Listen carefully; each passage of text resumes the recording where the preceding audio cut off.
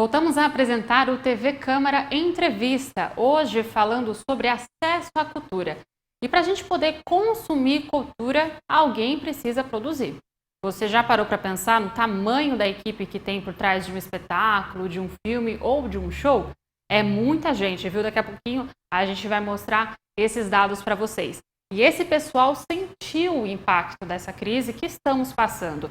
Durante a pandemia da Covid-19, o setor da cultura foi o primeiro a parar e será um dos últimos a retornar, ao que esperamos, ao bom e velho normal. Quem conversa com a gente sobre isso é o produtor cultural e um dos idealizadores da série de documentário Ofício, Wagner Rodrigo. Wagner, enquanto o velho normal não volta, o setor se adapta ao novo normal, não é? Seja bem-vindo. Olá, obrigado, Nayara. É isso, né? A gente está num momento de adaptação mesmo, né? Não tem muito o que fazer assim. Eu acho que se a gente for analisar com calma, junto com o setor de turismo e alguns outros setores de eventos também, é o setor mais afetado, né? Porque no final do ano passado começou-se a abrir novamente algumas casas de shows, algumas casas de teatro, centros culturais e museus, e a gente teve que dar o passo de novo para trás pelo que está acontecendo. Então, a gente está no momento de tentar entender o que está acontecendo e que produtos, subprodutos e que tipo de financiamentos públicos e privados é possível fazer nesse momento. Eu acabei de falar, né, agora no comecinho, enquanto eu te apresentava, que existe, né, Wagner, você escreve muito sobre isso, você fala muito sobre isso nas suas redes, sobre o tamanho da equipe que tem por trás das produções artísticas, né? Porque quem acessa, né, quem vai consumir a cultura, vê ali o produto final, né? Não sabe o tamanho do pessoal que está ali atrás das câmeras, atrás das cortinas, né? E o número total de pessoas empregadas, a gente tem um dado bem interessante, você vai ver na sua tela agora, no setor cultural era de 7,1 milhões em dezembro de 2019. Mas caiu para 6,2 milhões em junho deste ano, o que representa uma queda de 12,2% de pessoas trabalhando na cultura. Só corrigindo, no ano de 2020, tá? Não foi neste ano, no ano de 2020.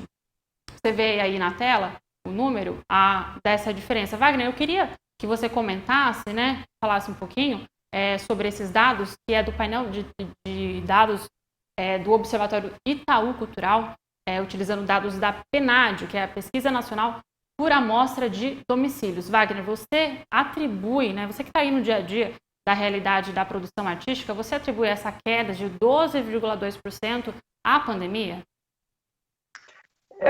Provavelmente é o principal, assim, né? Eu gosto de fazer uma analogia quando você falou da cadeia, né, de todo o processo. Muitas pessoas que é acostumado com a indústria comum, CLT, né, coisas que a gente que é da área de cultura dificilmente sabe o que é uma CLT, os PJs, pessoas jurídicas, MEIs, ME, mas, por exemplo, todo mundo estava comentando do fechamento da Ford. Daí, quando você pensa no fechamento da Ford, vai pensar no fornecedor, do entorno, peças, acessórios, né? E nesse momento a gente tem 90 Fords fechadas com a indústria cultural parada, e ninguém está comentando isso. Então, assim, a gente começa a ver também o modelo que a gente vive, assim, as pessoas não têm noção do impacto cultural de eventos que traz para a economia. Por exemplo, agora o carnaval, né? Gostem ou não, mas o impacto de alguns bilhões deixou de ter esse ano no Rio de Janeiro e em São Paulo, né? Como que está essa indústria? E quando a gente pensa, é uma indústria mesmo, porque vamos pegar o exemplo do carnaval, tem costureiras, cenotécnicos, marceneiros, então são vários tipos de serviços, e a gente acaba vendo sempre o artista, né? Eu vou dar exemplo de uma outra questão também, produção de séries, né? Hoje está em voga, né? Streaming, TVs pagas. Eu tenho uma colega minha que é diretora de arte em São Paulo, que ela estava com uma série para começar a gravar em março. O cenário tudo pronto, cenotécnico pronto. E eles tiveram que jogar tudo fora. Porque o que aconteceu? Não tinha mais como local, o espaço, não dava para guardar mais aquele cenário, e são uma equipe de 30, 40, 50 pessoas que ficou sem emprego, porque se acabou o job, você não vai ficar recebendo. É muito trabalhos pontuais. Então, quando a gente pensa na cadeia produtiva da cultura e da arte, de eventos, é uma cadeia muito grande. Então, você pensa, por exemplo, nem que seja um show, tem a impressão de ingresso, o ingresso é online, tem a galera que desenvolveu o site, tem uma empresa por trás do aplicativo, é uma cadeia muito grande e quando a gente pensa em cultura, até os próprios artistas hoje em dia têm que mostrar mais esses dados. São esses dados que vocês vão mostrar, que estão mostrando, é interessante até como argumento na hora de uma conversa, de pleitear financiamento. Uma outra coisa que eu acho que falta muito, a gente fala muito de financiamento. E quando pensa em cultura, acaba pensando em financiamento de fundo só público, né? Mas, por exemplo, eu trabalho com vídeo. Eu gostaria de comprar um equipamento e conseguir um financiamento a juros mais baixo, de ter uma taxa de importação menor. Você vai comprar um produto, é 60% taxa de importação, e qualquer câmera é importada. Então, não tem uma política pensando nessa lógica, né? E muitas vezes você tem esses grandes subsídios a empresas como Ford, que acaba tendo subsídio para comprar mais maquinário. E as pessoas que são microempresas, pequenas empresas, que é novamente 90% do mercado, aí para além de cultura, de pequenas empresas que mantêm os empregos no Brasil, não tem acesso a essas linhas de financiamento também. Incentivo fiscal, né, Wagner? Também tem que olhar mais para a cultura, né, só complementando o que você disse, como exatamente isso, como uma indústria, né? Assim como as fábricas, né, de peças de carro são vistas como uma indústria, até mais por conta da revolução industrial, mas a cultura ela também precisa, né? A gente também precisa educar, também voltamos de novo à palavra educação aqui no meio da cultura, da área da cultura, temos que educar as pessoas a pensar na cultura como uma indústria, como um mercado, como uma geração de emprego, geração de renda, porque é isso, muitas famílias dependem, por vezes, só disso, como você acabou de comentar. Eu queria que você também, Wagner, falasse um pouquinho, né, sobre ainda nessa questão de financiamento, né, de ajuda de custos, né, sobre a lei Aldir Blanc, né, que ajudou muitos profissionais do setor. Eu gostaria que você, que está no dia a dia, né, da realidade da produção artística, me falasse o quanto essa lei teve de impacto para o setor.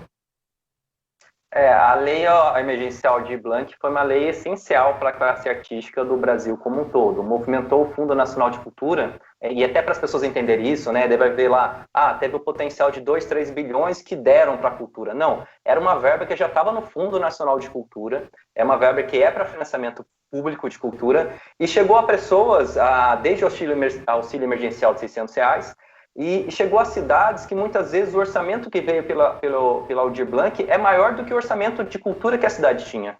Então, conseguiu até uma coisa a mais. Ficou um tempo bem parado, mas quando essa verba começou a chegar, que demorou um pouco, que foi entre o final do ano passado, algumas cidades são mais rápido, entre outubro e novembro, e na virada de ano, o quanto isso está movimentando a cultura na produção de conteúdo e na geração de emprego e de renda. Porque a pessoa precisa entender que às vezes tem um entretenimento, uma pessoa escreve um livro, um vídeo, grava uma música, como um entretenimento só, sobe como depois que conseguiu tudo, vou fazer isso.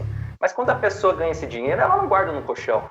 Ela vai comprar no supermercado do bairro, ela vai comprar equipamento, ela vai financiar a casa dela, ela vai estar pagando os estudos do filho, ou seja, esse dinheiro está gerando no mercado. Exatamente. E as pessoas têm essa visão, assim, às vezes, eu acho que vê aquele artista, aquele cara que ganha muito, que está lá em cima, nossa, o cara ganha tudo isso. Parece mas tem toda uma cadeia por né? trás do artista do dia a dia.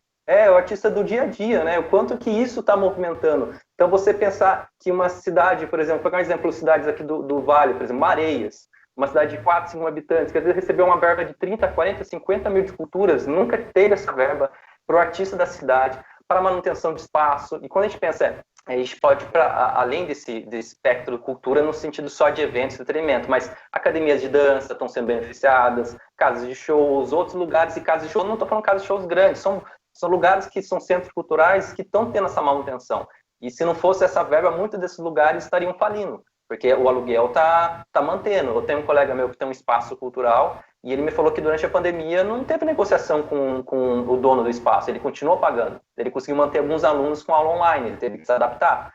Mas o quanto que esse dinheiro, então, o Aldir Blanc, assim, foi uma... E eu acho que o Aldir Blanc fez uma coisa muito interessante, que foi muitas pessoas que nunca acessaram o financiamento público. Então, muitos artistas, produtores culturais que não sabiam que existia a lei de incentivo, que não sabia como financiar seu produto, e estão conseguindo ter portfólios agora, estão conseguindo gravar legal o seu show, estão conseguindo gravar o seu...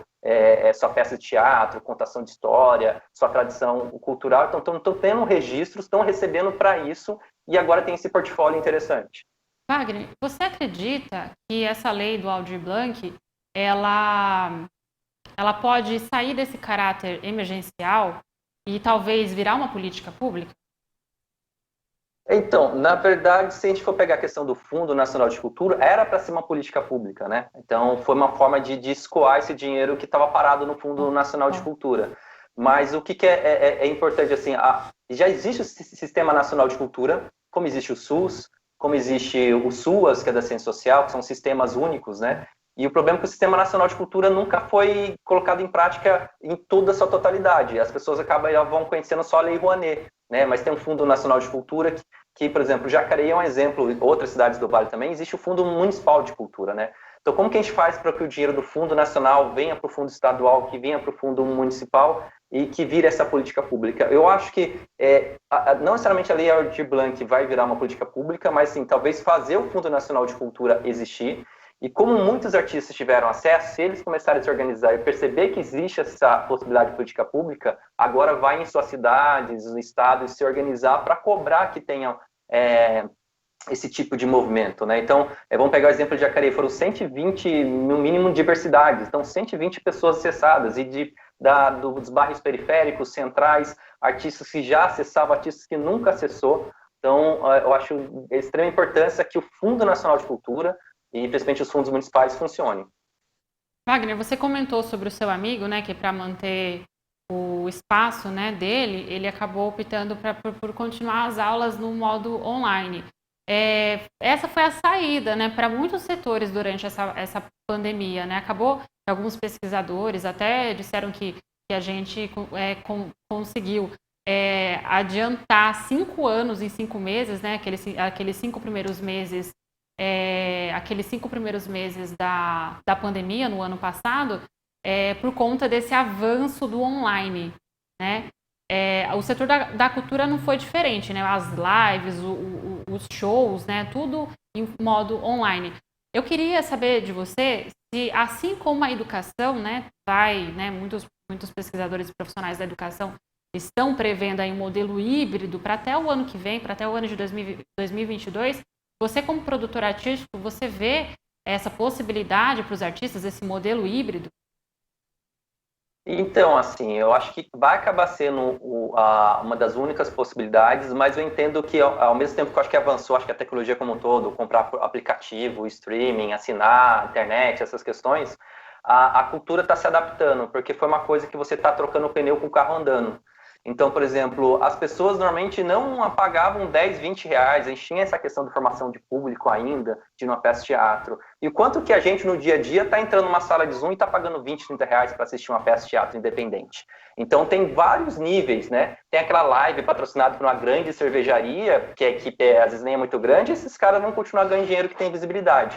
Mas como que são essas pessoas do dia a dia, que você faz uma live e tem 10, 15 pessoas assistindo? Quanto que você consegue rentabilizar com isso? Né? O que vai acontecer, eu acho que são muitos modelos híbridos. Então, por exemplo, o poder público como um todo, que é um grande financiador da cultura, vai começar ainda a ter essa questão do conteúdo audiovisual. Então, o grupo recebe lá o cachê, tem o registro, vai no canal do YouTube, Instagram. Então, acho que vai existir esse grande modelo híbrido ainda. E o audiovisual, eu acho que é uma das únicas, ela junto com a área de tecnologia, algumas outras de aplicativo, que nesse momento deu um salto durante a pandemia, porque é uma maneira de registrar. Né? Então, muitas pessoas que não eram do mercado, eu conheço colegas meus aqui da região de São José dos Campos também, que eram fotógrafos, mas tinha aquela câmera DSLR que também filmava, começou a migrar, porque fotografia não estava acontecendo tanto, mas está tendo edital para registro de peça de teatro. Então, eu entendo que o audiovisual é um formato, mas como monetizar isso? Uma coisa é eu ter um poder público, algum edital que me paga para gravar, outra coisa é eu tentar colocar no YouTube, ter visualização, ter um patrocinador por trás. Então, meio que a gente conhecer esse mercado, conhecer os caminhos, e eu acho que daí a gente se citou uma questão da educação, eu acho que a formação é uma coisa crucial, assim. E a formação, quando eu falo, é a formação técnica, a formação da área, a formação humana, porque eu percebo, assim, eu percebi isso um pouco comigo, assim, questão de política pública. Eu sou filho de política pública, né? Então, estudei escola pública, bolsista do ProUni, me formei na área, continuei dando oficinas. Mas como que funciona as pessoas que não têm esse tipo de formação? Eu senti que, depois de um tempo, por ter essa formação acadêmica, por ter uma formação de técnica, para mim foi mais fácil, no meio da pandemia, continuar no mercado. Então, é aquele ciclo que, se as pessoas não tiverem formação, quando tem essas mudanças, dificilmente ela continua no mercado. Então, qual a importância da educação? E daí eu não falo não só na área de cultura, mas o quanto que você tem mais educação, muitas vezes alguns tipos de serviço vai atrás de você, porque você é uma pessoa qualificada. E daí, voltando para a área de educação, né, nem é o bate-papo de hoje, mas o quanto que as crianças de escola pública, eu falo até para o meu filho, nesse momento está sendo defasado, porque também está sendo o modelo híbrido, mas não híbrido pensado, é híbrido do que tem, né? E quanto que a gente está sendo defasado na escola pública agora. Então, eu trago um pouco essa discussão da educação, que eu acho que está muito voltado à cultura, qualificação profissional. Tá tudo interligado, né? E engraçado que a gente está falando de acesso à cultura, mas aí quando a gente começa a discutir sobre isso, na verdade é o acesso a muitas coisas, né? É o acesso à cultura, é o acesso à educação, é o acesso financeiro, né? Que quem tem dinheiro guardado, quem sempre teve o acesso à educação financeira desde de pequeno, né? Ali no âmbito familiar, consegue produzir um filme, consegue ser cineasta no Brasil, porque a gente sabe que ser cineasta no Brasil é difícil, é árduo, muitos desafios. E então é interessante, né, quando a gente começa a discutir sobre acesso à cultura, porque uma coisa vai puxando a outra, porque tá tudo interligado, né, Wagner? E a questão que você falou, educação financeira, é uma coisa muito de se falar, assim, porque muitas áreas se ganham bem, mas as pessoas às vezes caem numa área por necessidade. E por cair numa área com uma necessidade, ela não tem o planejamento financeiro, algumas outras questões. Então, por exemplo, vou dar um exemplo de construção civil um pouco, né? Eu acho que é um exemplo muito interessante. Em si, você construir uma obra não é barato hoje em dia, mas muitas pessoas entram na construção civil não porque gosta da área ou estudou, por necessidade. Porque é uma área que você consegue entrar. E aquela pessoa que estuda um pouco mais, abre sua empresa, ela começa a crescer e tem um outro, porque ela não precisa pegar um emprego para pagar um outro serviço, daí não termina o primeiro. Mesma coisa na área cultural. Muitas pessoas, às vezes, por necessidades, aceitam um cachê mais barato, outras questões. Tudo bem, não tem importância, mas se você não tem um planejamento financeiro, você acaba aceitando só esses cachês financeiros, então apagando fogo, porque daí eu preciso fechar conta, cartão de crédito. E muitas vezes não começa a entender qual que é a função desse emprego, qual que é o meu custo. Não sabe fazer preço, né? Acho que eu até estava conversando um tempo atrás, eu acho que com você mesmo que eu falei do texto que eu fiz sobre artesanato, as pessoas não valorizam o artesanato porque não têm noção do preço do que é aquilo, quanto horas as pessoas colocam para fazer aquele produto. E muitas vezes o próprio artesão não sabe colocar o preço nisso. Né? E então, quanto que é importante você ter essa noção de mercado, ter essa noção de fundo de emergência, você saber quanto custa, diferenciar o que é você, eu, Wagner, e o que é eu, Wagner, empresa, PJ. Eu não posso misturar um dinheiro com o outro, porque eu tenho que pagar contador, eu tenho que pagar imposto, né? E é bem difícil. Qual é o meu custo de vida? Daí você acaba misturando o seu custo de vida com o custo da empresa, e isso vai gerando. Acho que a educação, ela permeia todas essas questões. Somado aos desafios de antes, que já existiam esses desafios, né? Agora os novos desafios por causa da pandemia, né? Essa adaptação. Wagner, queria agradecer a sua entrevista, a sua participação aqui no TV Câmara Entrevista. Muito obrigada por esse bate-papo, que foi riquíssimo. E espero, né? Acho que você também, que a gente consiga ter cada vez mais acesso também para o produtor, né? Não só para quem gosta de consumir a cultura, mas o acesso aí para quem produz, né? Que aumente cada vez mais aqui no país. Muito obrigada. Obrigado, Nayara. Em nome de você, agradeço toda a equipe. E bacana ter esses momentos de conversa e poder mostrar que a cultura não é só entretenimento, não é só o happy hour, não é só o final de semana. Ela é uma cadeia que está durante a semana toda as pessoas trabalhando e produzindo. Obrigado. Obrigada, tchau. Tchau. É uma indústria, né? Tem muita gente que trabalha com isso e às vezes só com isso, né? É o ganha-pão dela. O TV Câmara Entrevista fica por aqui, mas você pode acompanhar outros episódios e sugerir temas em nossas redes sociais. No Facebook e YouTube é só pesquisar TV Câmara Jacareí e ficar por dentro das nossas estreias. Muito obrigada pela sua companhia e até o próximo encontro. Tchau!